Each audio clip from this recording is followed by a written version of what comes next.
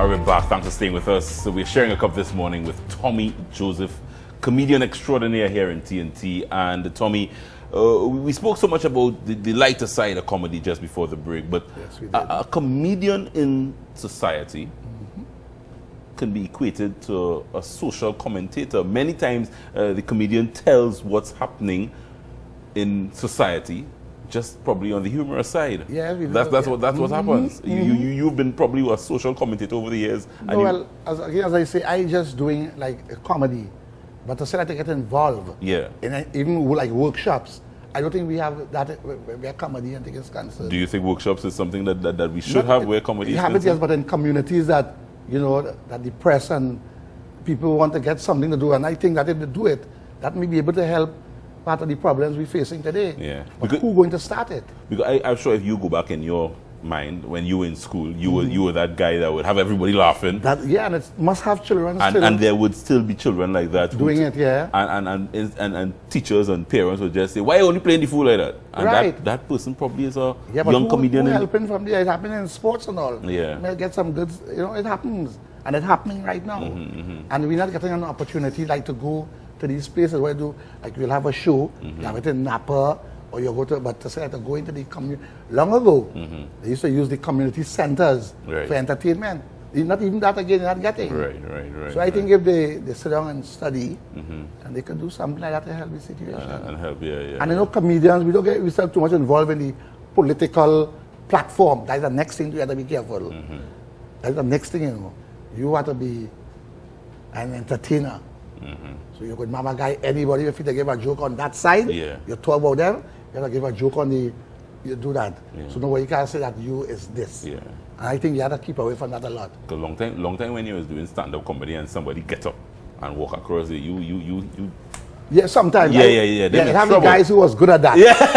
Not me so much, but it had the fellas and they take a whole part of the, like you say, they come out there and do 20 minutes.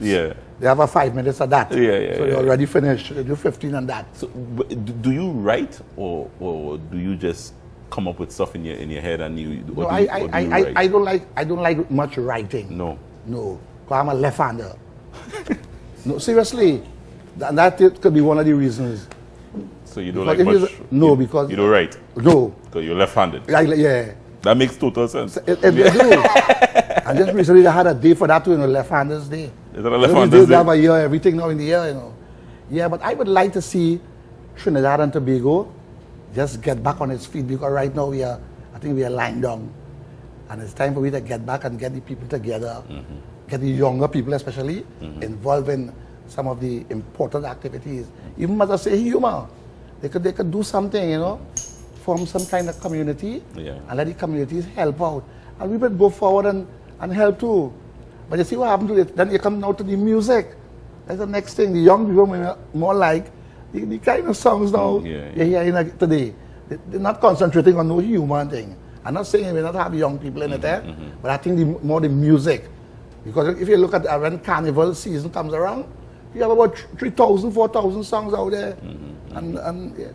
So you do a little bit of radio now. You're a talk show host on one of the popular radio stations in the country. How did that come about? How did that come about? On mornings, good. Getting good feedbacks, and sometimes we put in a little humor, but we have our serious parts. Right. Because we have so much of topics now. Because like for instance, like when I finish here now, I go in and run off. That one almost went off my head, over my head there. Right, yeah. See, I have to say again involved with the politics. You must have. We're going to run off when as soon as I leave. That's it. So I don't know. Yeah, but how you got involved in radio though? How did that happen? You mean like the program? Yes. Well, they were always asking me, even the times I was working at the post office. They were asking you? Yeah, I was talking with two guys and they were asking me if I wanted to be a part of the program when I retire. And I tell them, yes, no problem, because I couldn't do it and I was working because it's a morning program. Right. Sometimes I'm going to work. Even my bosses, sometimes when I go up, they say, but Tommy, you're doing well. You never should come to work so early when you're working. And that's okay. They say you're getting up in time. You're getting up in time. Because with that traffic too, sometimes coming from the south, it don't be easy. Yeah. But I'm doing well. You're doing well. And still do we have some people listening. Yes, so people listening. That which is most important. I don't listen to you because I tell you I like sports. Yeah. I don't listen to you. Yeah. Still doing comedy though. If opportunities still exist for you to express yourself. A little bit in demand. Yeah. But not as before. Right. Because there are more comedians now too. Yeah, there are a lot of guys now doing comedy. About 8, 9, 10 guys and fellas involved in it. But again, as I say now, everybody going to skit and not stand-up comedy. Why do you think that is though? Well, only time you get jokes. Yeah, stand-up is not as easy as people make it out to be. Because the next thing, people in the audience say, oh God, Tom, you come back with that again. You know? Yeah. And I think, it's not like Calypso, where a fella could sing for years and your Calypso move on, but humor and stand-up comedy is different. Yeah. And then when people in demand of something, you get them coming more regular, but get to like it. So there we have to do more work. Tommy, so you really don't write. You don't write your stuff, but literally, your mind is always working in terms of. That is one of the things of looking for jokes. Well, that is one of you it. You told out 2 or 3 jokes in just this short space of time here. Yeah. That wasn't really planned. Right. Sometimes, but that also it happens on stage when you have a show.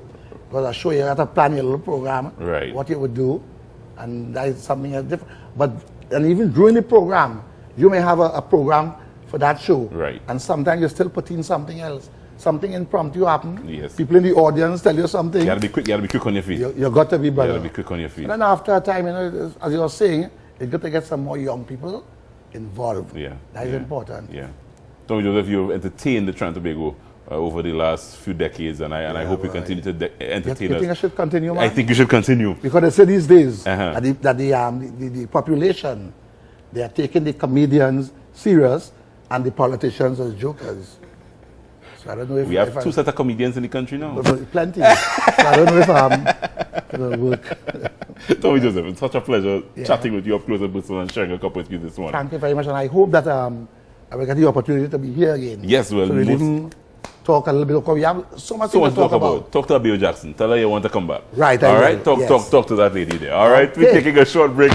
Enjoy sharing a cup with Tommy Joseph this morning on A Cup of Joe. Stay with us because we have much more in store.